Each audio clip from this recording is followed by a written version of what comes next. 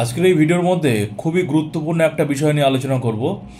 যাদের target Ramakrishna mission বিদ্যালয়, যারা নরেন্দ্রপুরে পড়তে চাও, পুরুলিয়াতে পড়তে চাও, রহড়া বা দেওঘরে পড়তে চাও, এই সমস্ত ভালো ভালো রামকৃষ্ণ মিশনে যারা তোমরা আগামী দিন পড়তে চাও, তোমাদের এই বিষয়গুলো মাথায় রাখতে হবে। কোন কোন বিষয়গুলো? দেখো, শুধু বই পড়লে কিন্তু রামকৃষ্ণ মিশন বিদ্যালয়গুলোতে চান্স পাওয়া যায় না। এই কথা কেন বললেন স্যার? বই না পড়লে কীভাবে চান্স পাবো? দেখো, শুধু বই পড়লে কিন্তু চান্স পাওয়া যাবে না। কথাটা ভালো করে শোনো, বোঝো ভালো করে। কেন?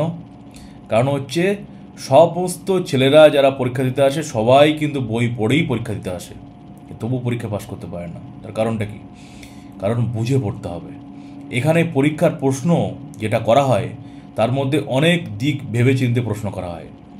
এই প্রশ্নের মধ্যে একটা বাচ্চার ভাবনা চিন্তা করার ক্ষমতা কতটা, তার সৃজনশীলতা, তার মধ্যে ভাবনা চিন্তা কল্পনার শক্তি কতটা, সে নিজের বুদ্ধি দিয়ে নিজের বিবেক দিয়ে ভাবনা চিন্তা করে কোনো নতুন কিছু লিখতে পারে কি না, এইগুলো এই প্রশ্নের মধ্যে এমন প্রশ্ন করা হবে, তার মধ্যে উত্তর দেখলেই স্যারেরা বুঝতে পারবে সব কিছু। মানে ওই নর্মাল প্রশ্ন নয়, প্রশ্নের মধ্যে এমন প্যাঁচ থাকবে, এমন ঘটনা ব্যাপার থাকবে যেখানে তোমাকে ভাবতেই হবে। যার ভাবনা চিন্তা করার ক্ষমতা নেই, যে হচ্ছে দু লাইন লেখার ক্ষমতা নেই, একটু প্রশ্ন ঘটনা থাকলে যে ভাবতে পারে না, যে মুখস্থ করে অঙ্ক, ইংলিশ, বাংলা, তার পক্ষে পাশ করা সম্ভব নয়। এটা গেলো 1 নম্বর পয়েন্ট। 2 নম্বর পয়েন্ট যেটা খুবই গুরুত্বপূর্ণ, সেটা হলো তোমরা যারা অঙ্ক করো, বিশেষ করে অঙ্কর কথা বলছি, অঙ্ক যখন বাড়িতে প্র্যাকটিস করো, সেটা করতে গিয়ে যে অঙ্কটা শেখানো হচ্ছে সেটাই পারো শুধু, সেই ধরনের একটু ঘটনা অঙ্ক যখন করতে পারছো না, তার মানে অঙ্কগুলো বুঝে করা হচ্ছে না। বুঝে বুঝে করতে হবে, প্রত্যেকটা অঙ্ক বুঝে বুঝে করতে হবে। প্রশ্ন ঘন থাকবে, এমন প্রশ্ন তুমি বাড়িতে সলভ করেছো, ওখানে এসছে ঘুরিয়ে 2-3টে প্রশ্ন মিশিয়ে একটা প্রশ্ন এলো। কনসেপ্টটা ক্লিয়ার থাকলে তুমি করে আসতে পারবে। যে সমস্ত ছেলেরা বুদ্ধিমান, যারা প্রশ্ন ঘুরিয়ে আসলেও নিজেরা ভাবনা চিন্তা করতে পারবে, তাদের জন্য রামকৃষ্ণ মিশন, তাদের জন্য রামকৃষ্ণ মিশন। দেখবে অনেক ছেলেরা আছে প্রথমবার রামকৃষ্ণ মিশনে ভর্তি পরীক্ষা সফল হতে পারে না, ঠিক পরের বার সফল হয়ে যায়। প্রথমবার ঘাবড়ে গেছে, বুঝে গেছে ব্যাপারটা, পরের বার ঠিক সেটা ক্র্যাক করে চলে আসবে। তাই বারবার বলতে চাইছি, চালাক হতে হবে, বুদ্ধিমান হতে হবে, চোখ কান খাড়া রাখতে হবে, বিচক্ষণ হতে হবে, এবং নিজের ভাবনা চিন্তার জগতের যে ভাবনা চিন্তার জগৎটাকে প্রসারিত করতে হবে। তবেই কিন্তু রামকৃষ্ণ মিশন বিদ্যালয়গুলোতে পরীক্ষা সফল হওয়া সম্ভব। আর বাবা মাকেও ছেলেদের সাথে মেয়েদের সাথে, যারা মেয়েদের রামকৃষ্ণ মিশন পরীক্ষা দেবে, তাদের সাথে বাবা মাকেও পড়তে হবে। এই নিজেদের ছোটোবেলার মতো বাবা মাকেও আবার বই পড়তে হবে, পড়ে ছেলে মেয়েকে পড়াতে হবে। স্যারেরা যেটা পড়াচ্ছেন সেটা বাড়িতে রিভিশন করাবে কে? প্র্যাকটিস করাবে কে? একই ধরনের অঙ্ক বাড়িতে বারবার রিভিশন করাবে কে? প্র্যাকটিস করাবে কে? সেটা বাবা মাকে করাতে হবে। যদি বাবা মারা বাড়িতে নিয়মিত প্র্যাকটিস করান, রিভিশন করান, আর নিয়মিত যদি একটা রুটিন মেনটেন করে ছেলেকে মেয়েকে বারবার রোটেশন করে ইংলিশ, অঙ্ক, বাংলা বারবার করিয়ে তৈরি করান, তাহলে 100% তার ছেলে মেয়ে চান্স পাবে। এগুলো মনে রাখতে হবে। আর সবথেকে গুরুত্বপূর্ণ যেটা, সেটা হলো মেডিটেশন। প্রত্যেকটা ছেলেকে বা মেয়েকে মেডিটেশন করতে হবে। মন যদি স্থির হয়, শান্ত হয়, তাহলে তুমি একবার পড়লে সেটা মনে রাখতে পারবে। পরীক্ষার প্রশ্ন ঘটনা থাকলে তুমি করতে পারবে। মন যদি চঞ্চল হয়, মন যদি ব্যাকুল হয়, তাহলে তুমি প্রশ্ন ঘটনা থাকলেও বুঝতে পারবে না। 4 ঘন্টা 5 ঘন্টা কেন, তুমি 10 ঘন্টা 20 ঘন্টা পড়লেও তোমার লাভ হবে না, কোনো লাভ হবে না, পড়া মনে থাকবে না। দেখবে যেটা 1 মাস আগে পড়েছো সেটা এখন ভুলে গেছো। 1 মাস স্যার বাদ দিন, আপনি বেশি বলে ফেললেন, কালকে যেটা পড়েছে আজকে ভুলে গেছে। কেন? মেডিটেশন, মন স্থির করা দরকার। প্রত্যেক দিন চোখ বন্ধ করে বসে দেখো, স্বামী বিবেকানন্দ যেমন ধ্যান করতেন চোখ বন্ধ করে বসে, ঠিক এইভাবেই চোখ বন্ধ করে বসে ঠাকুরের ধ্যান করা, স্বামী বিবেকানন্দের ছবি পাশে রেখে তাকে স্মরণ করা, গৌতম বুদ্ধের ছবি পাশে রেখে তাকে স্মরণ করা, তাকে ভাবা। সেই সময় দেখবে অনেক ভুলভাল চিন্তা মাথার মধ্যে আসবে, সেই চিন্তার ঢেউকে সাইড করে মনটাকে স্থির করতে হবে। যখন তুমি মন স্থির করতে পারবে, তখন দেখবে পড়াটা একবার পড়লে, কোনো কিছু দেখলে একবার পারবে। তা সুতরাং রামকৃষ্ণ মিশনের পরীক্ষা আমি ড্যাং ড্যাং করে দিতে আসলাম, ফর্ম ফিল আপ করে চান্স পেয়ে যাবো, এই কল্পনাটা করাই বৃথা। এখানে চান্স পেতে গেলে অনেক কিছু গুণ থাকতে হবে তোমার মধ্যে। যেমন বললাম, সৃজনশীলতা, কল্পনা শক্তি, বিচক্ষণতা, কঠোর পরিশ্রমী, মনোসংযোগ বৃদ্ধি থাকবে এমন, এবং নিজের 2 লাইন লেখার ক্ষমতা থাকতে হবে, এবং তোমার মধ্যে অন্য ছেলে মেয়ের থেকে যে তুমি যে আলাদা, সেটাকে তোমাকে প্রমাণ করতে হবে। কীভাবে? পরীক্ষার খাতায়। তোমাকে তো কেউ চেনে না, পরীক্ষার খাতার মধ্যেই সুন্দর হাতের লেখার মধ্যে সুন্দর সুন্দর ভাষা ব্যবহার করলে, বাংলার মধ্যে বিশেষ করে সুন্দর সুন্দর ভাষা ব্যবহার করলে, সুন্দর সুন্দর ভাষা। কেমন ভাষা স্যার? এই যেমন ধরো কিছু কিছু ভাষা বলছি, সৌন্দর্য, অবলোকন করা, পুলকিত হওয়া, এই যে ভালো ভালো ভাষা, এগুলোকে ভালো ভালো ভাষা বলে।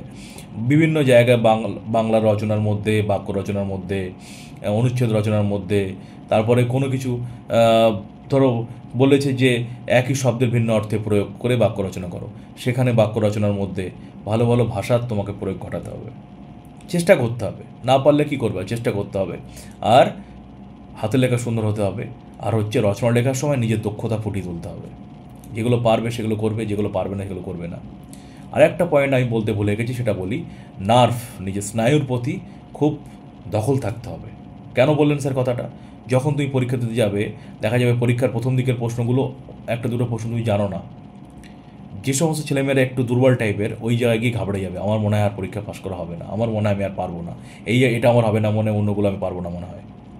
ওটা ইচ্ছে করে দেওয়া হবে যাতে ওখানে গিয়ে বেশিরভাগ ছেলেমেয়েরা থেমে যায় আর না পারে। যারা বুদ্ধিমান, যে প্রশ্নগুলো পারবে না তার দিকে তাকাবেই না, একবার দেখে নেবে পারবো না, সেটা বাদ দিয়ে বাকিগুলো করে যাবে সব। ওই যে তুমি খাদে পড়ে গেলে আমি মনে হয় পারবো না, আর ওই চিন্তাটা অন্যগুলো সব ভুল করে দেবে। তাই নার্ভের প্রতি নিজের দখল থাকতে হবে, সৃজনশীলতা থাকতে হবে, দুদণ্ড লেখার দু লাইন লেখার ক্ষমতা থাকতে হবে। আর হচ্ছে ভাবনা চিন্তার একটা জগৎ থাকবে, অজানা কিছু আসলে দু লাইন লিখে আসতে পারবে। আর অঙ্কটা ভালো করে পড়বো, বুঝবো এবং তারপরে করব। ইংলিশটা বাংলাটা যেগুলো পারবো সেগুলো করব, যেগুলো পারবো না পরে করবো, সাইড করে রাখবো। এরকম ভাবনা যদি থাকে, মেডিটেশন যদি করো নিয়মিত, আর নিয়মিত যদি ভালো করে পড়াশুনো করো, চর্চা করো, রুটিন মেনে ডিসিপ্লিন মেনটেন করে পড়াশুনো করো, টানা 1 বছর ধরে মিনিমাম। এই পরীক্ষার 1-2 মাস আগে পড়লে হয় না কখনো। ছেলেরা তো 2 থেকে পড়ে, 2, 3, 4, আর তোমাকে তো বললাম টানা 1 বছর ভালো করে পড়ো। অনেকে তো 2 থেকে পড়ছে, যারা 2, 3, 4 রিভিশন করে, তার 2-তে রিভিশন করলো, 3-তে রিভিশন করলো, 4-এ এসে মডেল প্রশ্ন, স্যাম্পল প্রশ্ন, মক টেস্ট এসব দিয়ে পরীক্ষা তারা চান্স পাবে না, কারা চান্স পাবে। কিন্তু বাড়িতে নিয়মিত প্র্যাকটিস দরকার, নিয়মিত প্র্যাকটিস দরকার, নিয়মিত মেডিটেশন করা দরকার।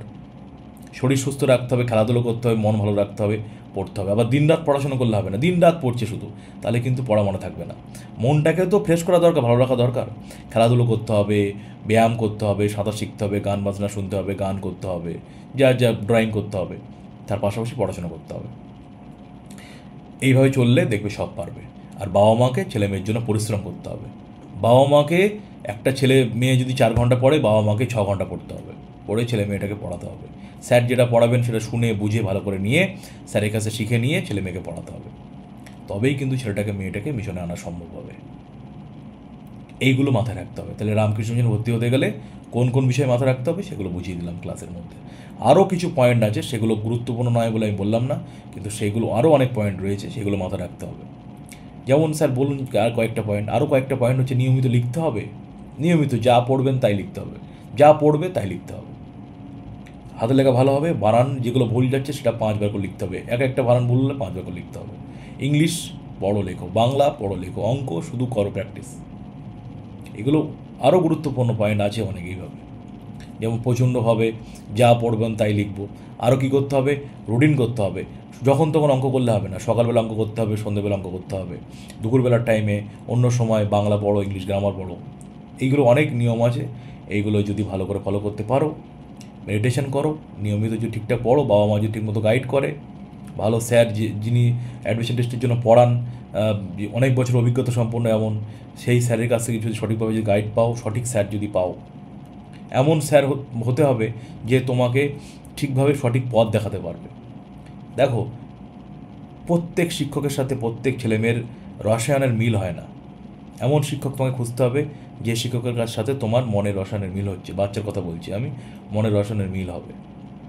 দেখা যায় যে অনেক শিক্ষক আছে অনেক পণ্ডিত, কিন্তু বাচ্চাকে দিতে পারে না, তার জ্ঞানটা দিতে পারে না।